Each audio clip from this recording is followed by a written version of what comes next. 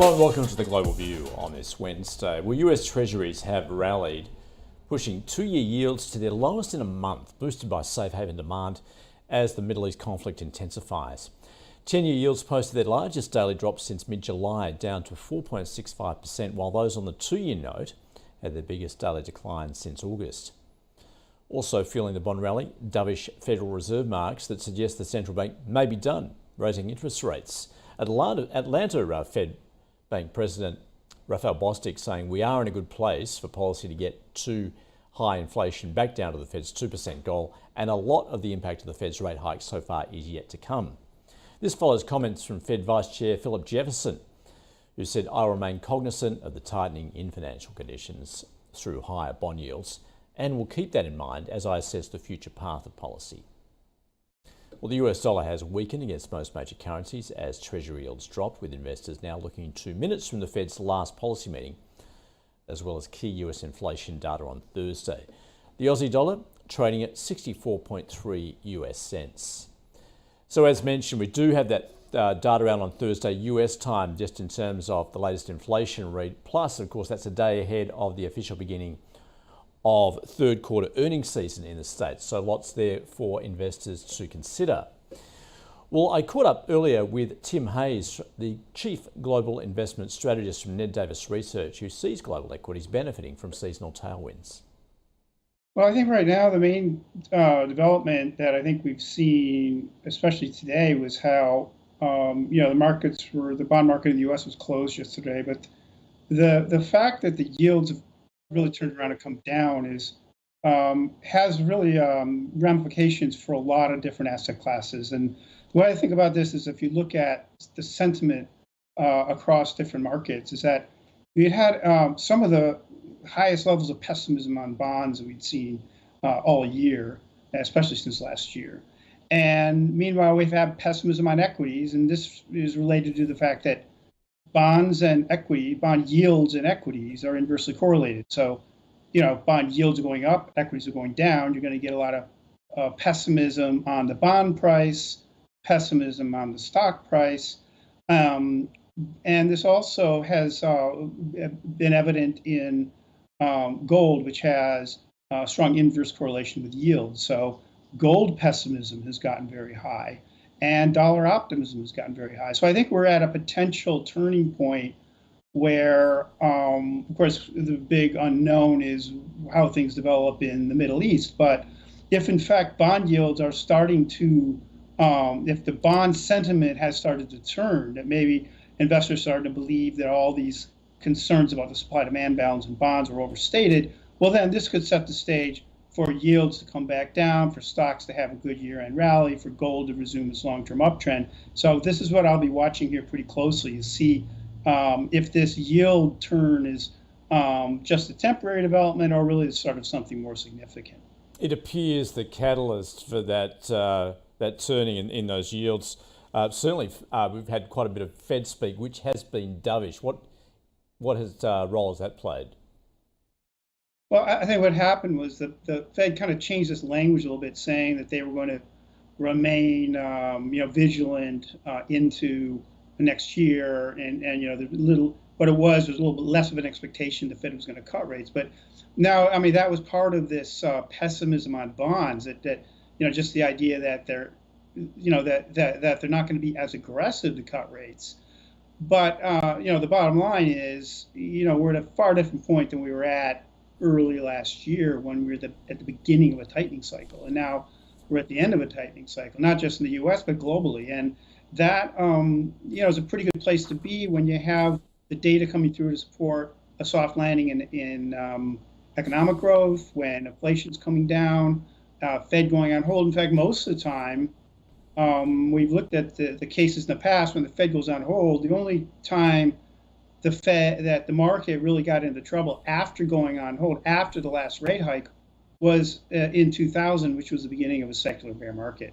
So, and I saw you showed that chart a moment ago about secular trends, but that's a key point here. We're in a secular bull market, and therefore a lot of the tendencies we see in secular bull markets, I think, can be expected. One being at the end of a tightening cycle, the market starts to look ahead to the eventual rate cuts. And in fact, if the economy collapsed so much that they had to be more aggressive than expected with the rate cuts, which is what happened in 2000, that can be a problem from a standpoint of economic expectations and earnings growth expectations.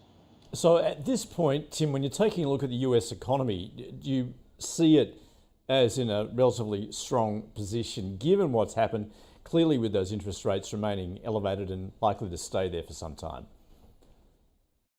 Yes, I mean, our view is that we monitor constantly the recession risk, recession probability. We have a recession probability model both for the U.S. and globally, which have really declined quite a bit, which is the opposite of what happened at the beginning of last year when the recession probabilities rose really sharply. So we're of the view that most likely we're in a soft landing, and that's good news for bonds. It means bond yields can stabilize and recede or move into a range, and equities can start to anticipate that earnings growth will come through, and the earnings cycle continues to move in a positive direction. And we're not at that point of the cycle where we'd start to be concerned that maybe the market's broadly overvalued and vulnerable. And what this chart shows here is really something we haven't seen in so long that I think helps explain why the sentiment has gotten so stretched, is that we just haven't seen this inverse relationship between bond yields and stock prices until now. So when bond yields start going up, well, the worry is we are in an inflationary environment, or we are going to have a negative impact on growth and equities sell off. But the point is, if bond yields stabilize, well, then that becomes less of a negative condition. You did mention gold there earlier. Let's go there too, just in terms of your outlook. Clearly, it has rallied just in recent days off the back of that rising geopolitical risk. That's right. Gold is another one where, in fact, if you look at the correlation I was just showing there between bond yields and equities, this is about negative 0.14. But then if you look at the correlation between gold and bond yields, it's negative 0.54. So that shows that really this bond yield rises, and this has happened twice. It happened in February, March. It happened during the recent run up in yields, and that's been a real problem for gold. But gold is maintaining a longer term uptrend. So I wouldn't be too quick to say that this is gold is done with an uptrend. But I do think it's probably in the same boat as some of these others, like bonds and equities, where the sentiment has gotten so stretched that we're set up here for a good run up in gold. And then we think about the correlation with the U.S. dollar, which has been a big story in the second half of the year, is how the dollar has run away on the upside. A lot of this is rate expectations and relative economic expectations, but actually bond yield differentials appear to have peaked. In other words, bond yields had their run up relative to non-U.S. yields, and that spread has started to narrow again. So that becomes a negative for a dollar that's extremely where investors are extremely overly optimistic. The dollar remains expensive on a purchasing power parity basis. So I could see this trade pretty much across the board. You see stocks rally, bonds rally, gold rally, dollar come back down as expectations change on where interest rates are going into next year. So, Tim, can we take a look at your house view there at Ned Davis, just in terms of asset allocation there? Let's first start with equities. Well, we've been overweight equities all year. Actually, we went overweight at the beginning of December of last year. And, that remains our case. We're underweight bonds, so that again, and we're market weight cash. So cash has, started to provide some yield. And, I'm pretty comfortable with that allocation. If yields are going to start coming down again, maybe we would see a shift back toward bonds slightly. But I think the main point is we're at 65% equities versus a benchmark allocation of 55%. And, we've had several corrections this year, the February, March correction, the August, September, well, now October correction. And, each one's been what we normally see in these secular bull markets. You get 5 to 10% correction. This ends up becoming a good starting point for renewed strength in the market.